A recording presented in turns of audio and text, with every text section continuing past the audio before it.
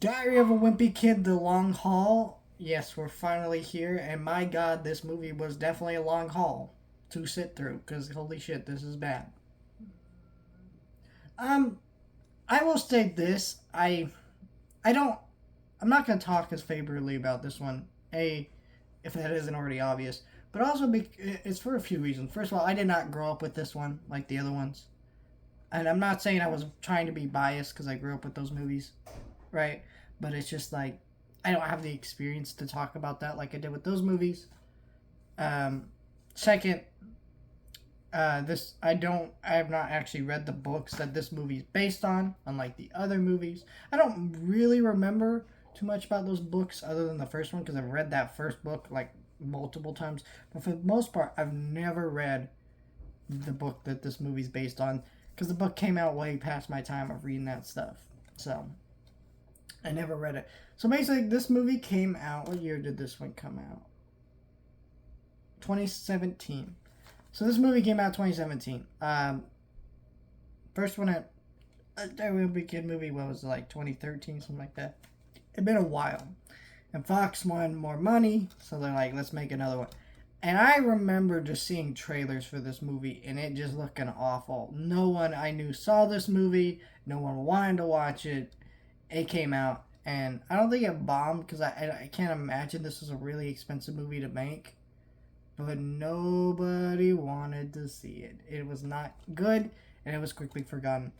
I can understand why. Because the thing is, those movies had a perfect cast and they grew up. So they can't really make more because they're all grown up. And so they did do a smart thing with not rebooting the movies, right? Because then you're just telling the same story when there's still other books that weren't adapted through those movies. Um, I think the best way to handle it is make it a show and actually change the fact that Greg's still in middle school and actually make him go into high school and get older and things like that. Because I feel like keeping him middle school makes it so hard. This movie, though, went the wrong approach with the reboot. First of all, Greg is too young. He's like 12. Or the kid looks like he's 10, though, in this movie. And that's no offense to the kid actor, but he's bad. Because he doesn't look like, no, I feel like it's so weird. None of the cast in this movie look like the live action counterparts from the previous movies, which this movie is supposed to be a sequel to. Because otherwise, why not do a reboot other than what I just mentioned, that they just have to adapt different books because there's still more to adapt. But it does make it weird. Why don't you like try? They couldn't even try to get like Steve Zahn to come back and the actress who played the mom. They're still around, and them being a little bit older wouldn't mean that much because they're playing adult characters. But they didn't even try, which is weird. But you got Greg in this movie who looks like he's 10. Roderick, who honestly, the actress who's playing Roderick is doing the best he can, but I feel like his character's written so much worse. Because Roderick's just dumb in this movie. Which, if you know anything about the character Roderick, he gives the facade he's dumb to lower people's expectations, but he's not actually dumb.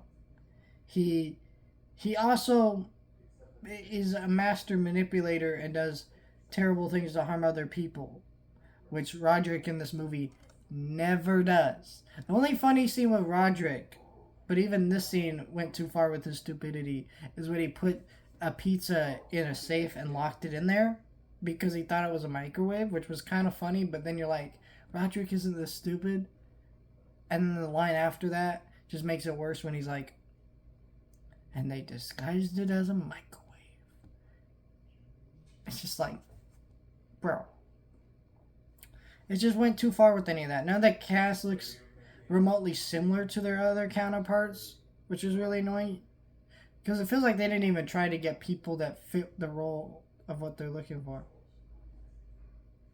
And all the animated bits with, the characters, the drawings from the books, feel like they're worse than they should be, which is really unfortunate. Just a lot of that, it's just like, why? This movie is not great. It's not horrible or anything. Like, I honestly thought this movie was going to be way worse than it is.